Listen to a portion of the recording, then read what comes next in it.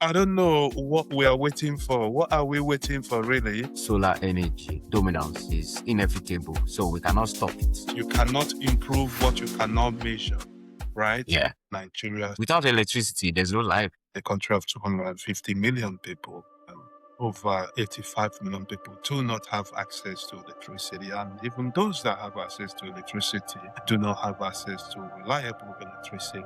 The grid is now it's not stable, it's not reliable. So everybody is producing their own energy. So we are already decentralized. This is Solardey, where every story begins with the sun.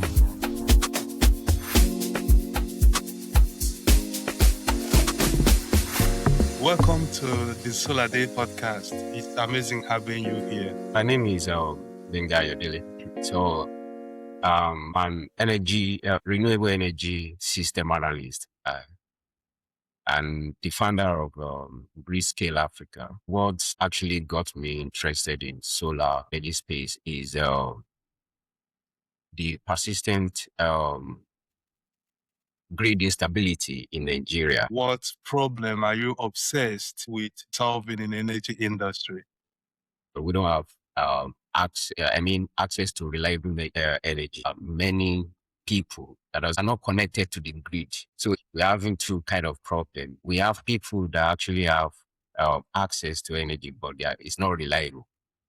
They depend on generator. I've noticed that in Nigeria, and the approach of government to energy transition has majorly focused on the rural electrification program, expanding access to energy. Maybe that is not what we should do. It's talking about, transforming the energy sector starting from the grid. So I started asking, so why can't we as a nation make it dominant? So there should be a way we can measure how the transition is moving. And that is what I've been trying to figure out. That's powerful. Nobody's talking about data. Nobody's talking about analysis. You cannot improve what you cannot measure, right? Yeah. I read from your profile that you're passionate about physics. I'm obsessed by how things work. I study metallurgical materials engineering. Impressive. Applying first principle theory and looking at the factors that drive industrialization and development, where would you place electricity? Electricity is the one that actually drives innovation, systems, everything. Without electricity, there's no life. Let me put it that way. Yeah, you're right. If there is no energy, there won't be improvements in security. Yeah. Exactly. How do you think that with data, a Nigerian electricity infrastructure can be improved? What data are we looking at? Sorry, I got distracted. I'm sorry about that. An office, actually, I'm using the office. We will have to edit this after, so just continue. Right. Yeah. The energy transition is slow in Nigeria and Africa generally, and it's because of limited investment, the policy that is not stable, the grid gap and access gap, the skills scale. So we are quantifying it to measure the transition delay. Then we are looking out for a positive way we can improve that transition delay. Then in this model, it actually gives us a way to determine a year or a particular year that dominance of energy will actually occur. Africa is blessed. Nigeria is blessed with sunshine. Is blessed with a workforce. I don't know what we are waiting for. What are we waiting for, really?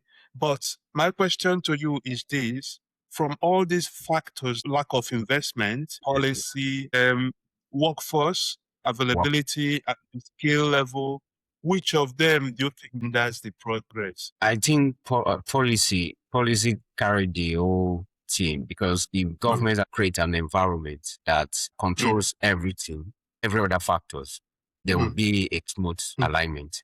If we can actually get the data right and reduce the uncertainty level for investors outside the country, and that is what the Gridscale Africa is trying to do.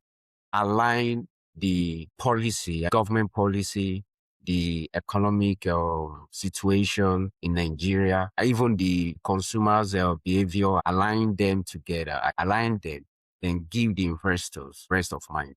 So we are trying to quantify the transition delay, then we quantify the positive way we can actually move the transition and energy transition forward and faster. Then we tell the investors, these are those things that has been put in place. And with this, we believe that your investment will yield a kind of, positive. When I speak with the potential investors, or especially from Nordics that want to do business in Nigeria, there's always this question about risk.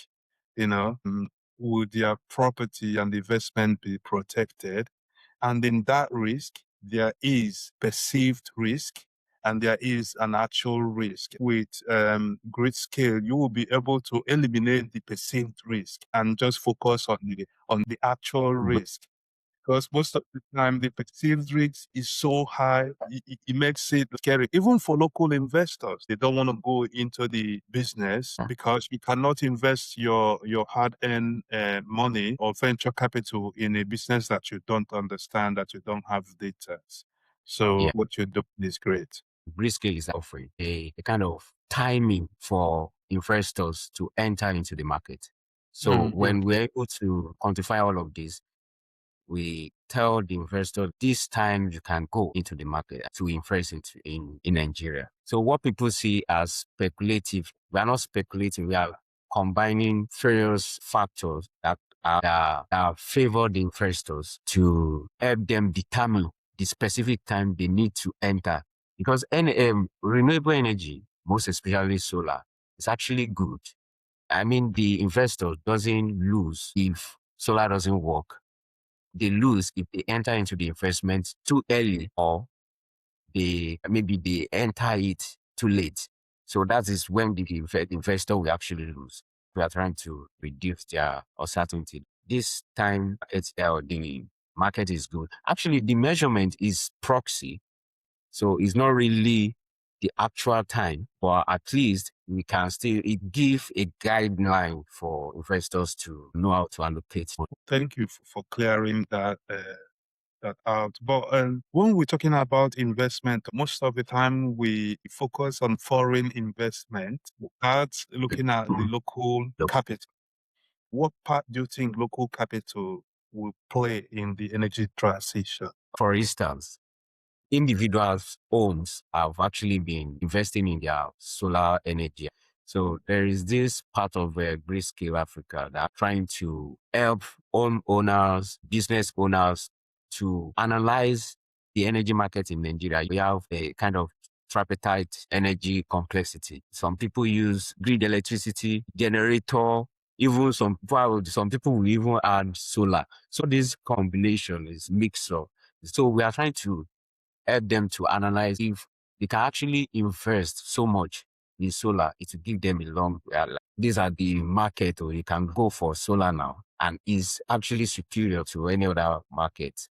So you can invest into it. And this is when you are going to get your return on investment. So you are basically talking about doing their energy audit and see how they spend. And then you look at solar, the cost of installation, Exactly. the return on the investment. Exactly. So it's part of what Gridscale Africa is looking into. Well, a guest we have recently, she's a co-owner of a company here in Sweden. It's called Energy Opticon.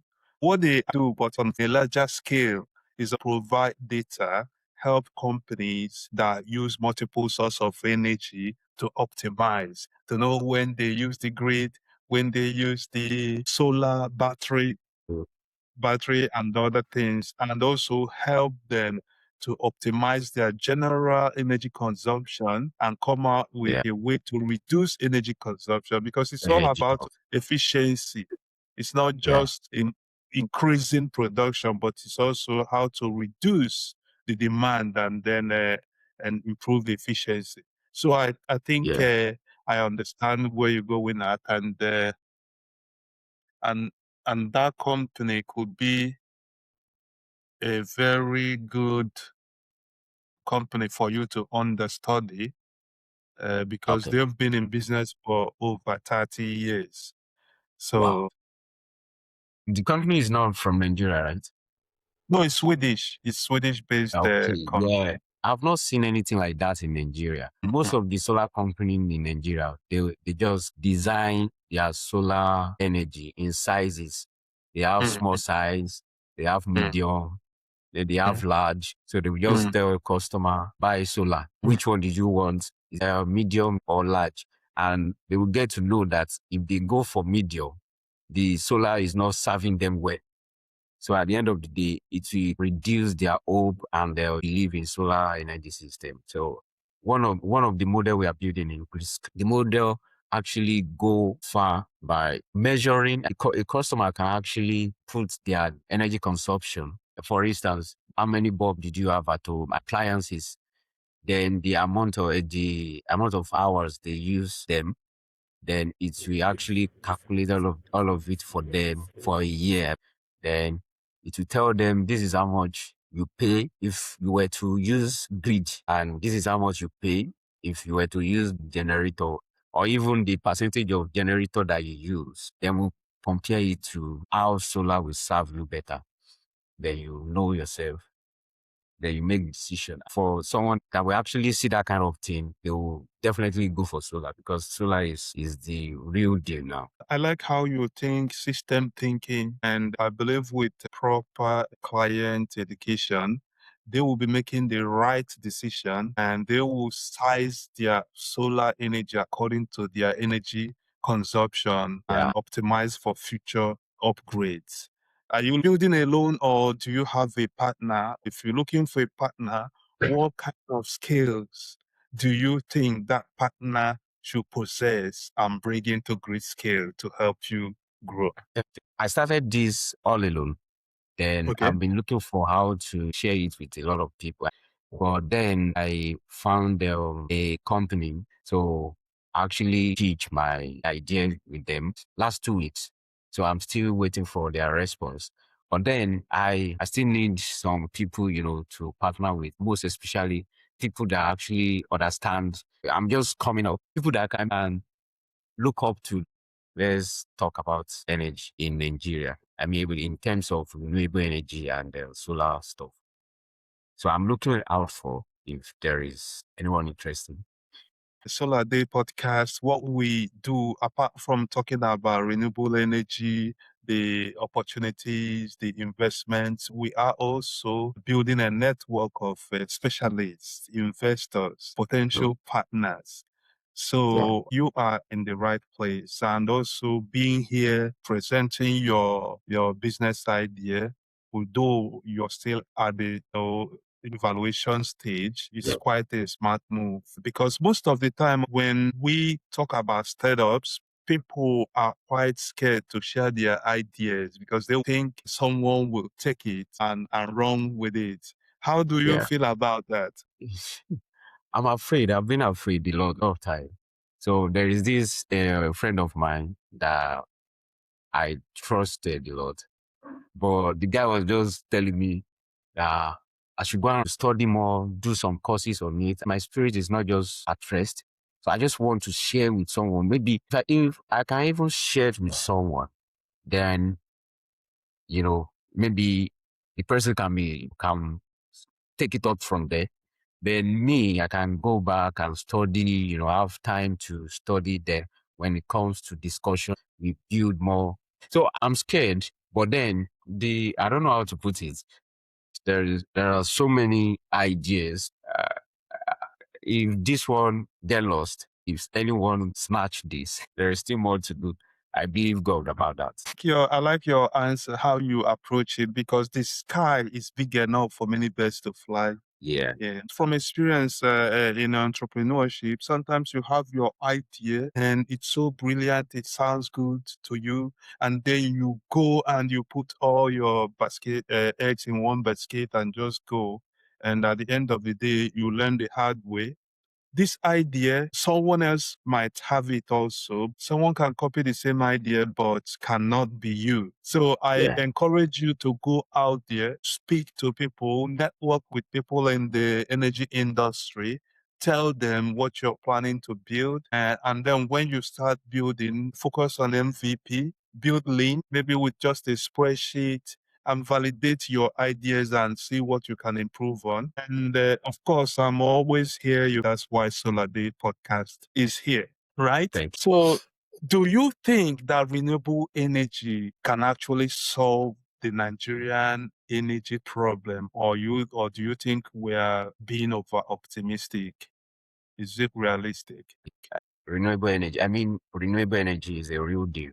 When we look at the world transformation, towards I've read from the experts. Tony Seba is one of them, and there's this article I read that mentioned how solar energy dominance is inevitable, so we cannot stop it.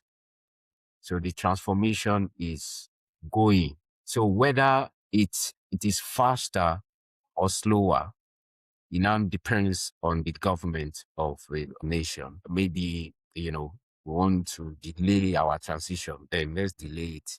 Then we lose the competitive side of it, market competitive side, or we want to make it fast so that Nigeria is part of people that actually gets transition more faster. Renewable energy is a good deal and it will solve Nigeria problem. And more also, one of the problems in Nigeria is grid instability. Solar is there, wind is there, renewable energy are there to actually create a decentralized grid for Nigerian energy system. And that's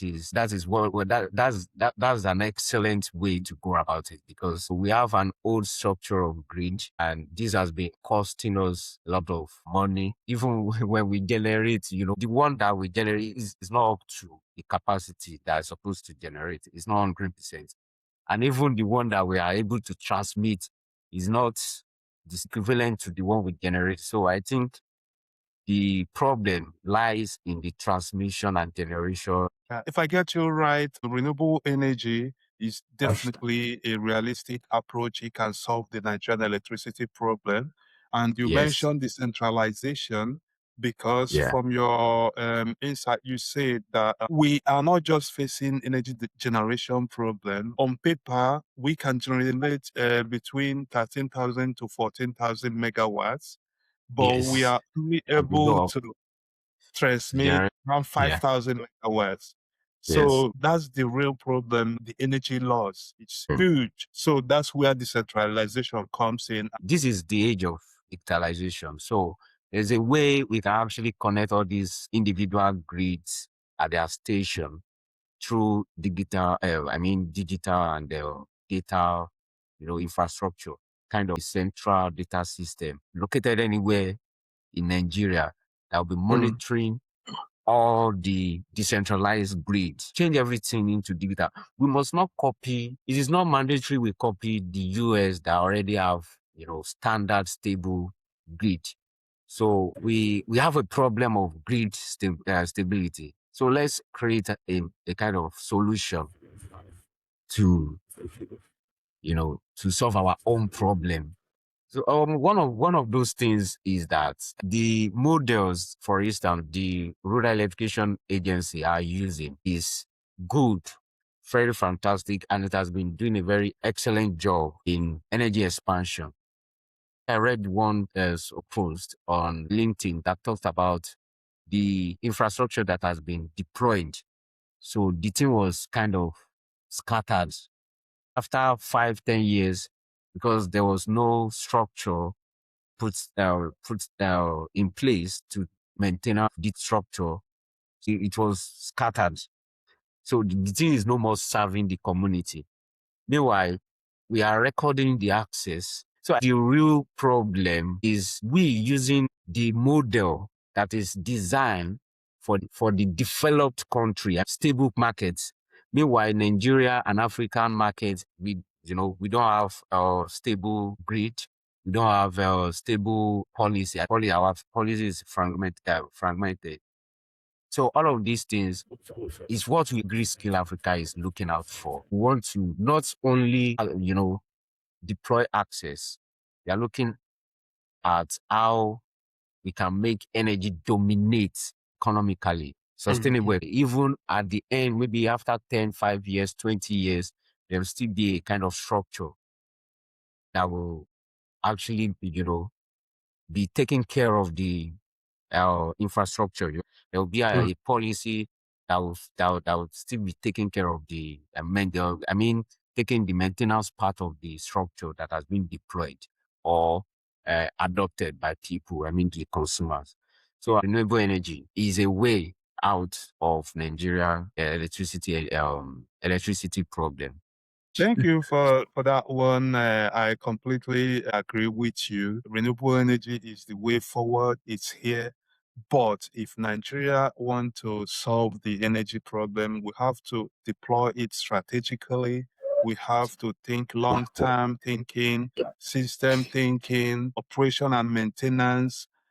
All these things has to be designed and looked upon. And the last one, if Nigeria is going to solve the energy problem, what two things do you think Nigeria must do right now to solve that problem in a very short period of time? Number one, I would say they should do the right thing, putting the right people in the right places, and they'll put in the right policy. Writing a policy that actually work for the market, for the situation we are facing in Nigeria. There are a lot of Nigerian policy that are on paper. They are not implemented. So the right people in the right places. The policy, refine it. Do policy that actually work for the people, that work for the system, that work for the market. Then implement it, make it work. Then number two, the last one.